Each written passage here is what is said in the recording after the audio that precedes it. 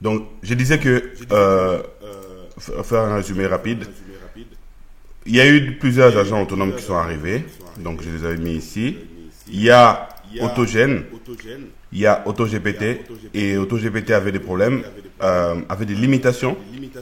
Il y a eu MultiGPT qui est arrivé, et Microsoft aussi avait sorti Autogène, comme j'ai dit tout à l'heure. Mais là, il y a un nouvel agent, d'accord, en tout cas, une nouvelle library qui s'appelle OpenDevin. Je pense qu'on ne doit pas rater cette révolution, parce que OpenDevin, en gros, c'est une combinaison de plusieurs agents et quelque part, ils ont compensé les lacunes que les autres ils avaient. C'est-à-dire que les autres, il suffisait de lui donner un target. Attention, il y a un micro qui fait du bruit. Il suffisait de donner un target. Attention le micro, s'il vous plaît. De donner un target, ici, je mets un prompt, je mets P, ça rentre dans une machine.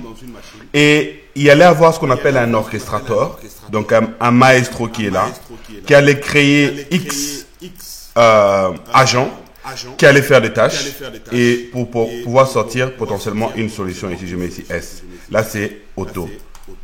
D'accord? Donc, automatique ou autonomous agent. Maintenant, avec OpenDevin, il y a possibilité de développer ou alors de développer from scratch, ou alors de pouvoir en fait prendre un code existant. Ok, je prends un projet existant. Ok, ça c'est un projet existant. Je plug Devin Open. Devin et Devin AI, pardon, excusez-moi, Devin AI. Et lui, maintenant, va pouvoir faire certaines choses. Ça peut être, OK, vous faites un prompt pour dire, OK, mets à jour le front-end, mets à jour le back-end, change le positionnement de tel bouton. Mais tout ça, ça veut dire quoi? Ça veut dire que finalement, en pluguant du Devin sur un projet existant et en maîtrisant le prompt engineering, mais alors pas n'importe quel prompt engineering, après je m'arrêterai là, ici, donc ça c'est le projet. Et ici, il faut pouvoir maîtriser le prompt